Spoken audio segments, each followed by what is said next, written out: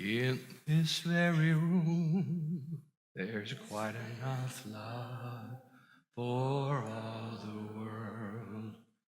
And in this very room, there's quite enough joy for all the world. And there's quite enough love and quite enough power to walk through our every fear. For Spirit, one Spirit, is in this very room, in this very room, in this very room. So I invite you to allow my words to be your words in this moment. And if they're not a good fit for you, just let them wash over you. Don't let it become a distraction or something that you need to edit in any way, shape, or form. They are my words affirming the truth as it is being revealed to me as I speak.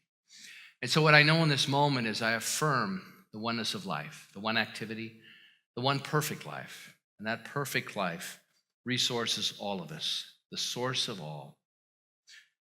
That perfect life in the I am, speaking for each person here, is my life. I claim it in this moment. And in the claiming, in the declaration and speaking my word, I know that something, as I make myself available, is unfolding and happening within me. And so I know that this divine presence is moving and guiding, making clear my next most impactful, creative, and artistic expression.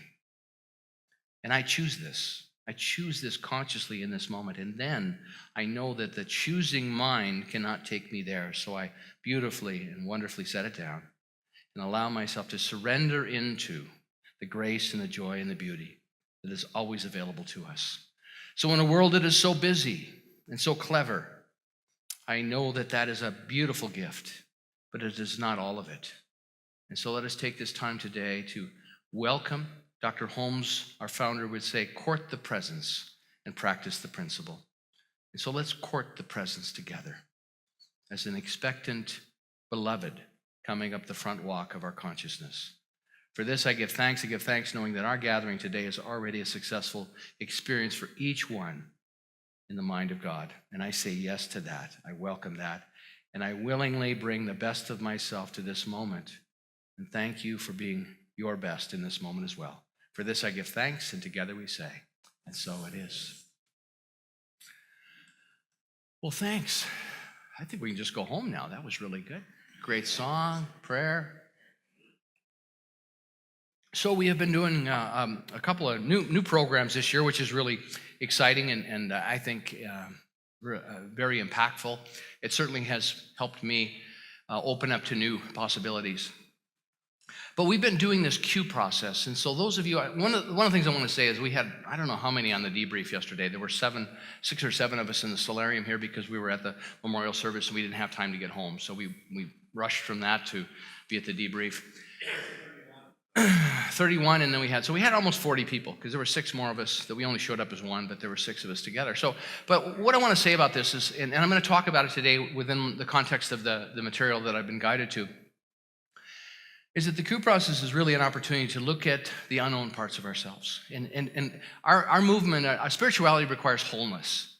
And so when we're using spiritual practice to pray over things as spiritual bypass, it doesn't help anyone. And you know, we're at a point in our lives, and on this planet in our evolution, what keeps me in the game and continues to call me forward is things that happen like the school shooting in Florida. And I'm going to talk about that a little bit today because we're not taking good care of our children. Bill, this is ringing a little bit up here. Is it anything we can do with that? Or is it just my ears that are ringing? Yeah. Anyway, but we're failing our children. And we're all part of this. And I want to talk about that because we are all interconnected, as the young lady sang this morning. And so there's Dr. Ernest Holmes, our founder, an amazing guy, and I feel so blessed to have found his teachings early in my life, and that had brought me here to spend this time with you. Remarkable man. Remarkable, amazing man. And today, at 10 a.m. today, which is what we're about, is what is spirituality, which is inspired by his work in living the science of mind. And then at 11:30, we're going to talk about ourselves and relationship, which is based on the partnering book of Hal and Sidra Stone. So, the three things that I wanted to discuss with you today around this idea of what is spirituality are the artist metaphor. Number two, it's an experience. And number three, taking offense the right way. Has anybody here ever been offended? We're going to talk about that. I have a brilliant article from Dr. Lloyd Strom, who's one of my teachers. He took Dr. Ernest Holmes' material and retired from his work as an engineer in Marin County in Southern California, or in near San Francisco, actually, and has been working the principles. They are having fun down there. I can hear the kids.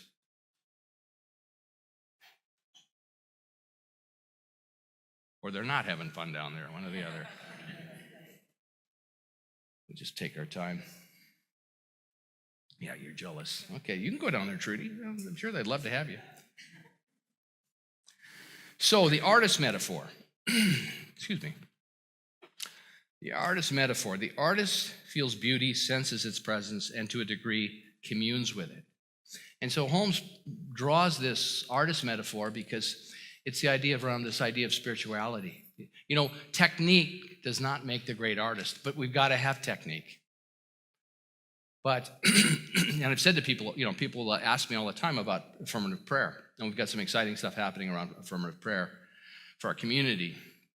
And for me, affirmative prayer is an art form, but it didn't start as an art form.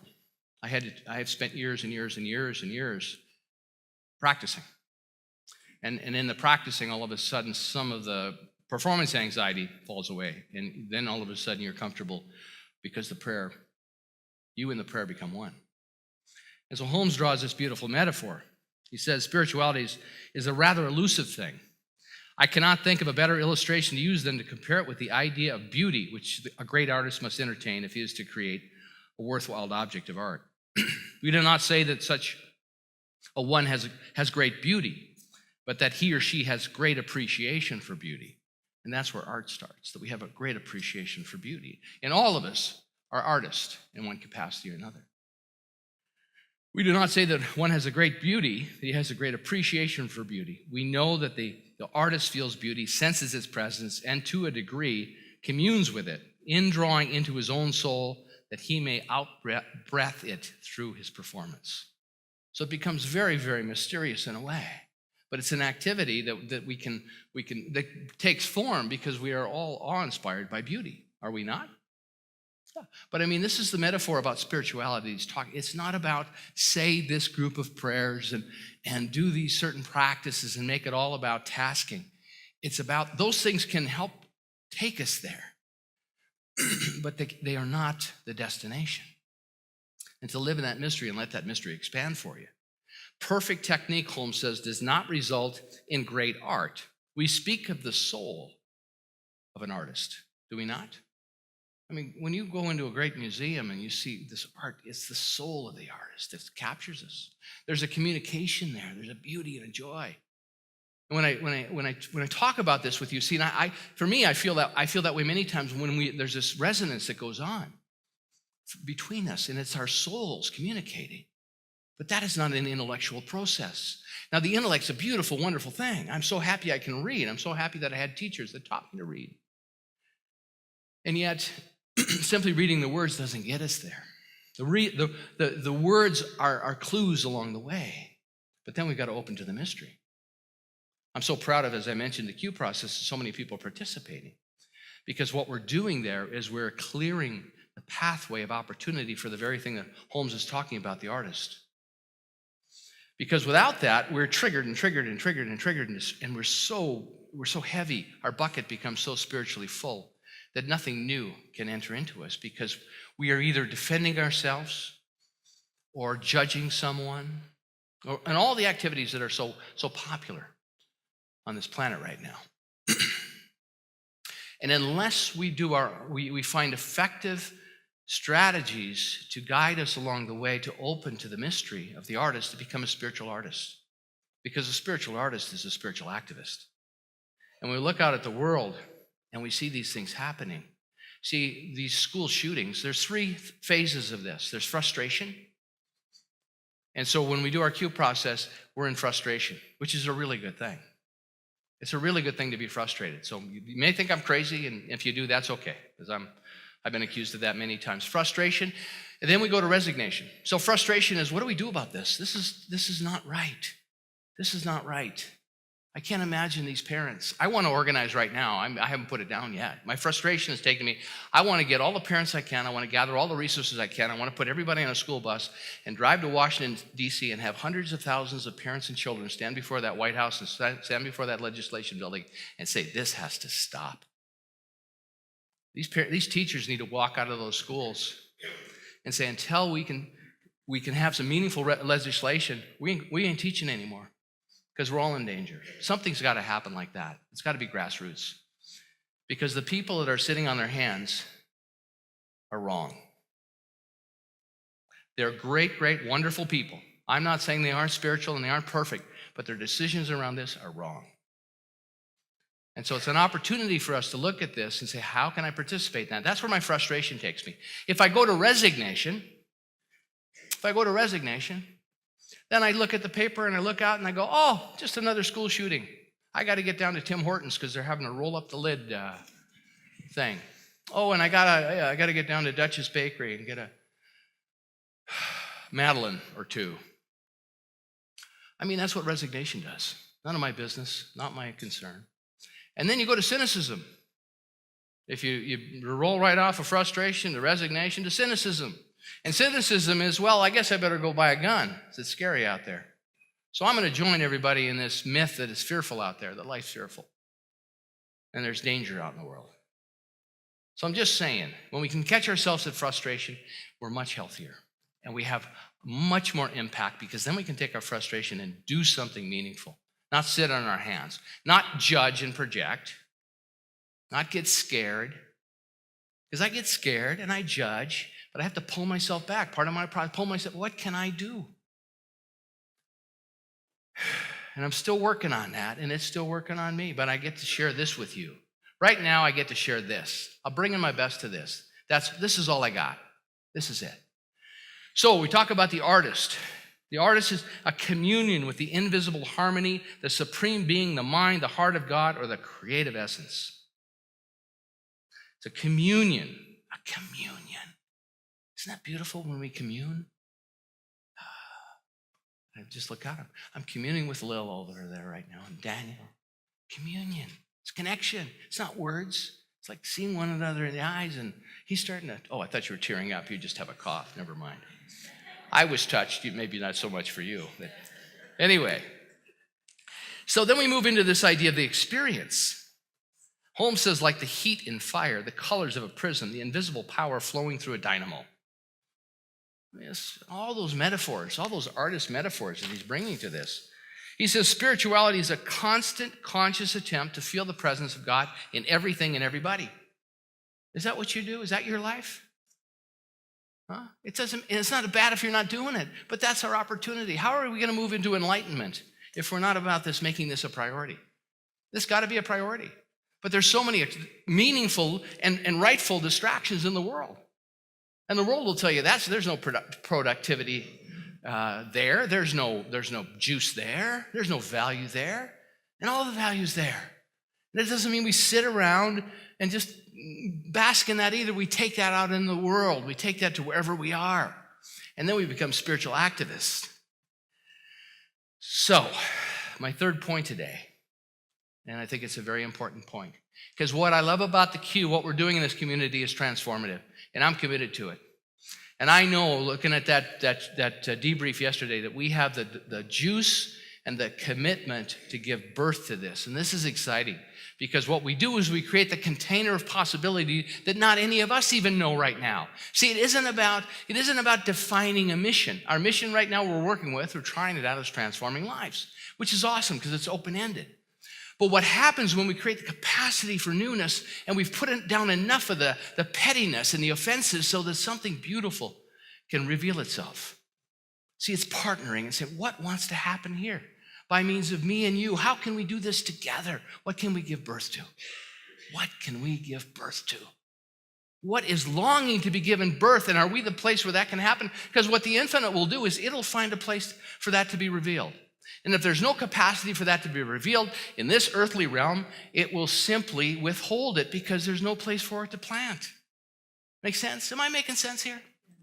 So thank you for being with me on this. So I'm going to share something with you today, and you may take offense with this. But here's the deal, guys. You know, it's been pointed out to me at times that I have said things from the platform that people have been offended by. And I don't think I've ever named a name, but there have been things that have happened in my journey of ministry that have been really, really troubling and frustrating and confusing. My journey, I've been at this 20 years now. And so I'm going to talk about my healing with this today. And I'm going to tell you something, because people say, well, where'd so-and-so go? Well, you know, you talked about something on a Sunday, and they're gone now. And my answer to that, because I used to feel like I'd done something bad. And now I get to say, hallelujah, I finally pushed somebody's buttons. I finally said something meaningful and impactful, because it takes courage. It takes courage. I have a wonderful book right now I can't use the title with you because he uses a bad word in the title, but it's by Mark Manson. It's called The Subtle Art of Not Giving a... Starts with an F and it ends with a K, and it's not fire truck, okay? What he says in this book, and I love this book. I can't use it for a book of the month because we're going to have to get tape and put, don't give a darn or a flip or whatever, because I don't want to offend you. So just bear with me. There are only a few minutes left. You can't be important and life-changing and a life-changing presence for some people without being a joke and an embarrassment to others. Hallelujah, huh? You just can't, because there's no such thing as a lack of adversity. Have you noticed that in life? There's no such thing as a lack of adversity. There's somebody always doing something that triggers us. It doesn't exist. The old saying goes that no matter where you go, there you are. Well, the same is true for adversity and failure. No matter where you go, there's a 500-pound load of cow manure, he doesn't say cow manure, waiting for you. And that's perfectly fine. The point isn't to get away from the cow manure. The point is to find that cow manure that you enjoy dealing with. I would agree. Life is full of failure. So I'm finishing out an interview. I got an interview someone asked me to do. And they said, what would you say are your greatest accomplishments? And I said, I've learned far more from my failures than I've learned from any accomplishment. I just have. You know, the offenses that people take. It's like, come on, you guys. See, what I want to have is a resilient enough community. So if I get up here, I want to be in my process. And so I'm here. So the other choice is I simply get up and all I do is read the Science of Mind textbook from you. Cool, yeah, there you go. Like that. And then we don't have to look at any of this stuff. And there's no triggers going on. And there's no offense going on. And I'm not interested in that. I'm interested in having the real conversation. And so this beautiful article by Reverend Lloyd-Strom, who's devoted the last 30 years of the science of mind, and it's titled, Take Offense the Right Way. Take offense the right way. And I've got a quote up here from C.S. Lewis. C.S. Lewis, Alice in Wonderland author, amazing guy. Human beings have a nasty little habit of trying to turn their desires into rights.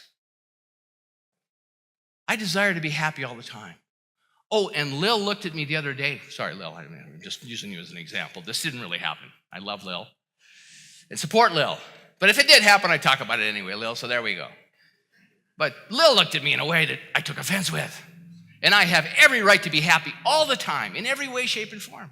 It's a fantasy. It's a trap we fall into as human beings, that we feel we have a right. My desire is not a desire, it's a right.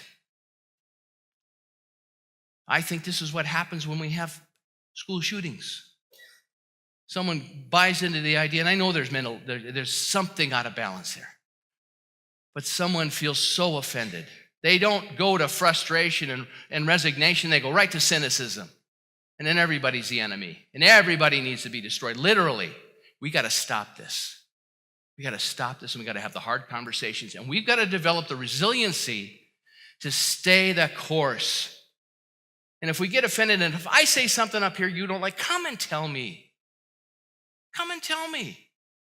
Don't disappear and say, oh, he talked about this.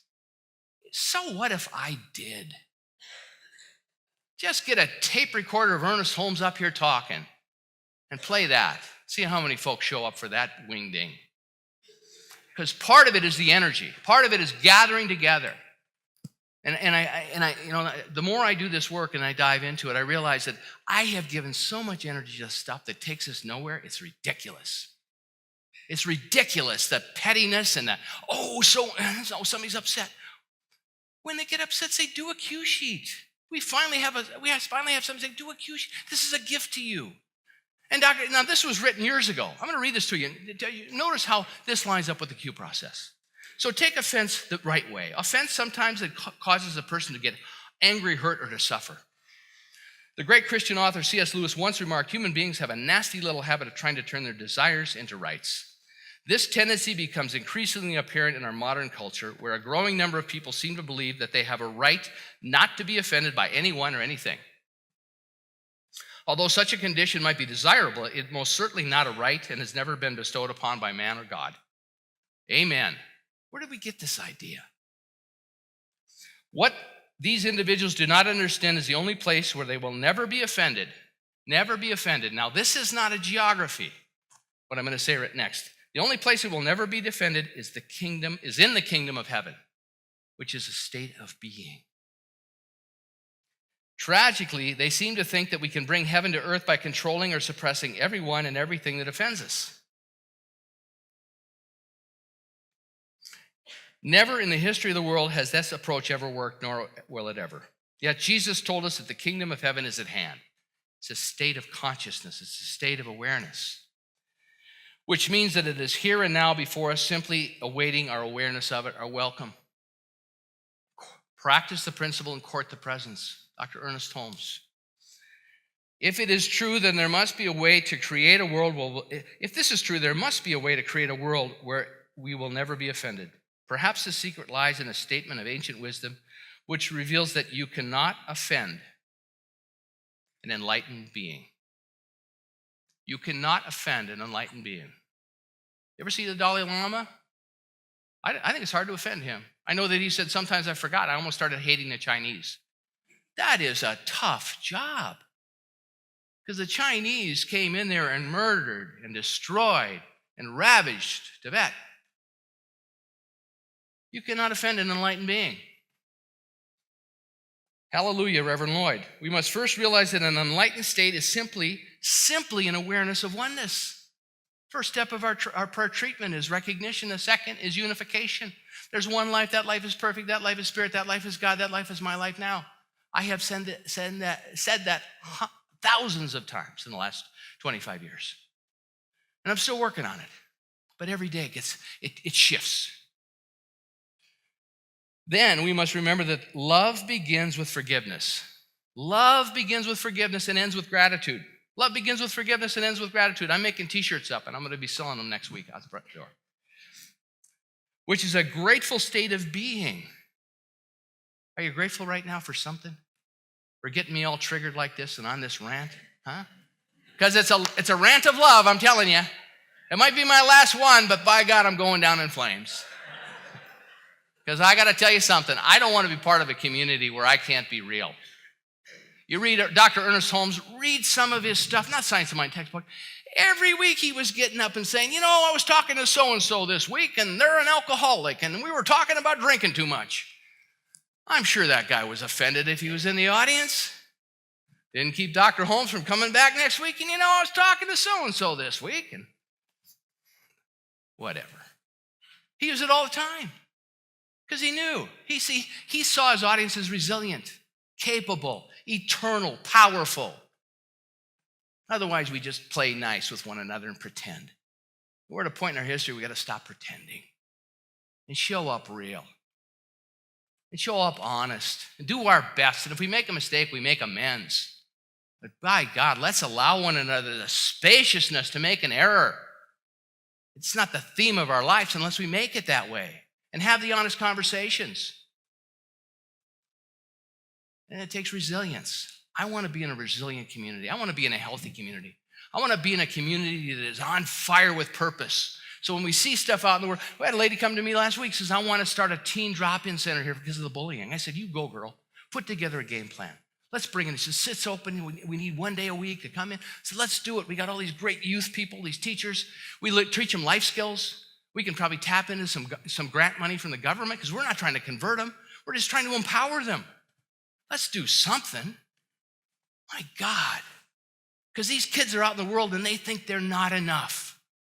You know, I heard an interview on the radio today, and I heard a piece of it this week. It was one of the survivors of Columbine. Remember the shooting in Columbine? It was the start of this. And this young man said that, I was one of the survivors. And then there were a number. There was like 17 of them that survived. And he said, of those 17, I think it was like the majority of them had committed suicide. So they didn't get shot, but the trauma of it, the post-traumatic stress disorder, the fear of that experience traumatized them to the point where it just broke my heart.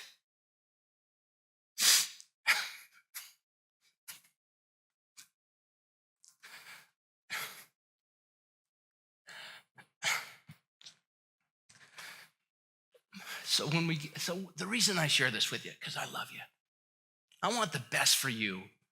I want you to thrive and be a force for good on this planet. And so you have the resilience. So when someone throws you a load of horse manure, you look at it and say, nah, that's not my load. I'm going over here. I want this one. Because you get to choose. So the only way that we'll ever be able to live in a world where we're not offended is to learn how to forgive all of those who offend us. Therefore, whenever we're offended, we are being provided with an opportunity to learn how to forgive more readily and more fully. Consequently, the fastest way to become enlightened, and I agree with Reverend Lloyd, or I wouldn't be sharing this with him, the fastest way to become enlightened is to allow ourselves to be offended by everyone and then consistently forgive them until they're no longer offended by anyone. Make sense? So when you're getting offended, an opportunity for forgiveness. Wow. That's for me. My teacher told me this years ago. I'd go in and share stuff with her to see if I could push her button, trigger her. And she'd say, Patrick Cameron, now I have to go home and do my forgiveness work. She knew. It taught me to shut up too and talk about something else. Not gossip and third party and sandbag. Furthermore, we must always remember that humility, this is a popular topic in the world, humility is a constant state of forgiveness and that God gives grace to the humble. That's in the Gospel of Peter. The key to this understanding is contained in the Gospel of Mark, where Jesus said this. He said, as you stand praying, if you have anything against anyone, forgive them, so that your Father might forgive you. See, forgiveness becomes a state of grace, where then all of a sudden life can move through you. But as long as we stand in resentment, we cannot effectively partner with Spirit. And so when I get triggered, I've been doing this for years from Reverend Catherine. I go home, I talk with some of you guys. I go home and do my forgiveness work. I got to wash this out. I got to wash it out. I got to wash it out. This is my opportunity. I didn't realize how powerful it was. I pulled this article up this week. Going, holy buckets! I need more offense in my life. This is how we dispel our own sin, which is the bad karma we've created by our past actions. It's also why Jesus told us that the Son of Man, ego, has a power to forgive sin. This is a principle that is so important that Jesus included it in the universally applicable Lord's Prayer. It's right in the Lord's Prayer. How shall we pray? He said, forgive me my debts, my offenses, as I forgive my debtors, those who have offended me. He further went on to say, if you forgive others their trespasses, their offenses, your heavenly Father will forgive you. It's right in the Lord's Prayer. I say the Lord's Prayer every time I do a grade side service because people know the prayer. But that's what that prayer means. So, Jesus went on to demonstrate this principle in the most extreme and horrific fashion possible, as the story would go, which was the crucifixion. It was there that he graciously provided us with the great lesson of life. Father, please forgive them, for they know not what they do.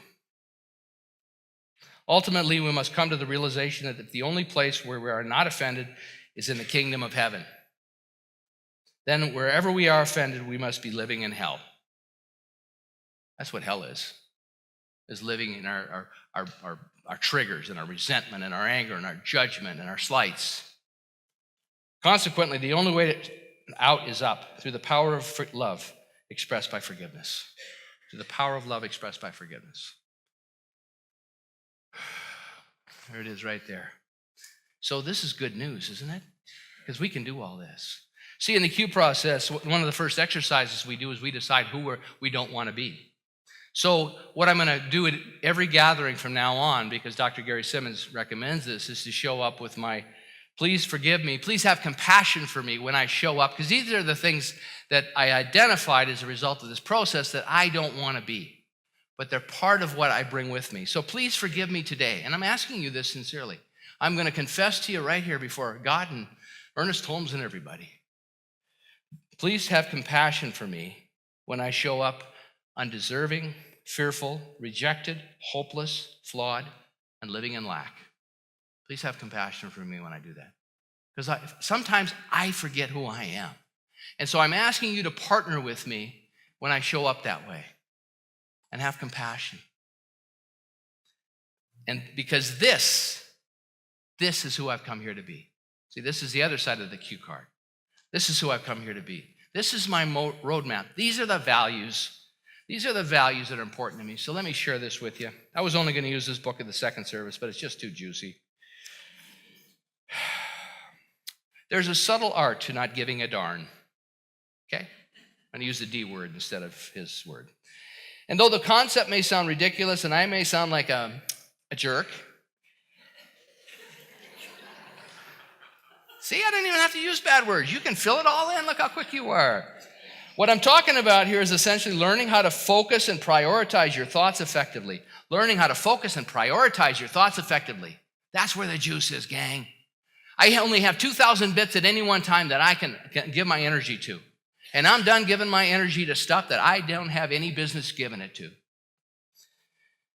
To focus and prioritize your thoughts effectively. How to pick and choose what matters to you and what does not matter to you based on finely honed personal values. Finely honed personal values. This is incredibly difficult. Hallelujah. Hallelujah. Yes, it is. It takes a lifetime of practice and discipline to achieve, and you will regularly fail. But it is perhaps the most worthy single struggle one can undertake in one's life. It is perhaps the only struggle in one's life. I would agree. It's the most worthy thing we can do. And we've called this genius of Gary Simmons into our experience to help guide us and move us forward. So here's my qualities. This is who I have come here to be. And I'm adding to this all the time. I've come here to be love. I've come here to be wisdom. I've come here to be coherent, oneness. I've come here to be joyful. I've come here to be humorous. I've come here to be creative. I've come here to be whole. I've come here to be abundant. And see, that is what I value. These are what I value. I have thousands of choices who I've come here to be. And so when I get offended, what my practice is to go back and do my work. Because if that doesn't line up with these qualities, I call someone. I had an awareness yesterday as a result. This is my third time through the queue. I had this very painful memory that came up from my youth. And I went out and I said, Laura, I got to talk to you about this. I got to process this with someone. And I confessed. I said, I've never told anybody this. But this has driven me my whole life. And I don't want to drive it. And she held it for me as a practitioner. And we processed. And it was beautiful. It was beautiful. Because the way I was holding it was, and then I re-scripted it. Because that's what the Q asks us to do, re-script it. Can you see how this has come to help you wake up? My answer to that is yes. Thank you. Isn't it amazing how the infinite intelligence of the universe designed this? See, our offenses are here to wake us up, not drive us into resignation and cynicism and random acts of violence because we think that we're not connected. You can't hurt somebody when you realize we're all one. You can get upset. And then you get a chance to go, wow, look at that. Look, As my younger brother used to say, man, about my mom, our mom, isn't it amazing how mad she got?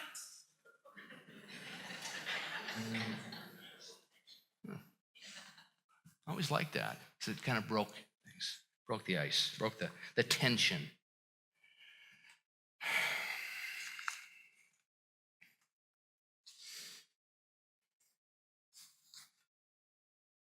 What slide do we have up there? Doctor, consequently, the only way up. Okay, good. Thank you. I get rolling here and I forget sometimes. So, is this helpful? And thank you for being, thank you.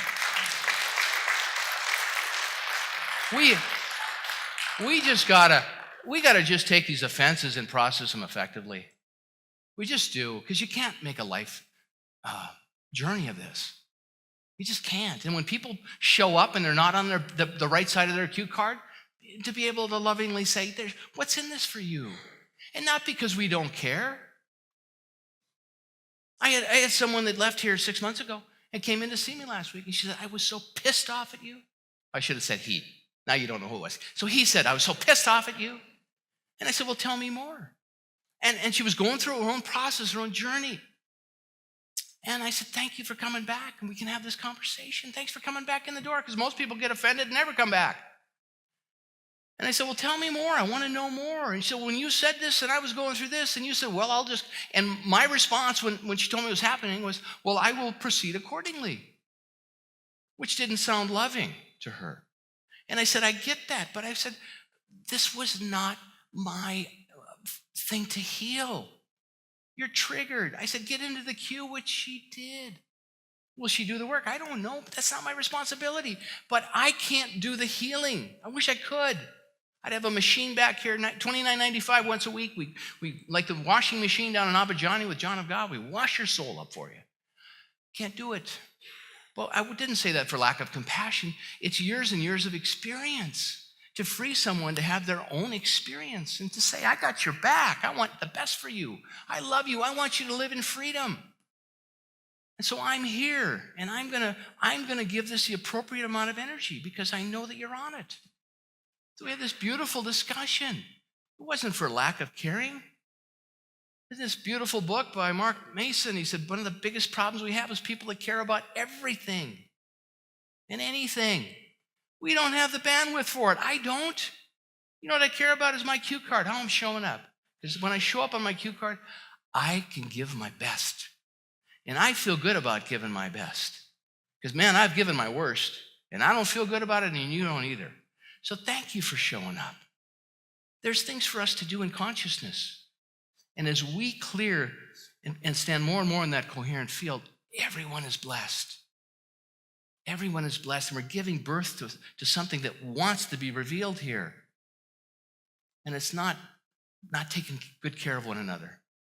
We're here to take care of our children. We're here to honor women. This whole thing that's coming up, it's time for it to come up. And it's uncomfortable, and it's offensive.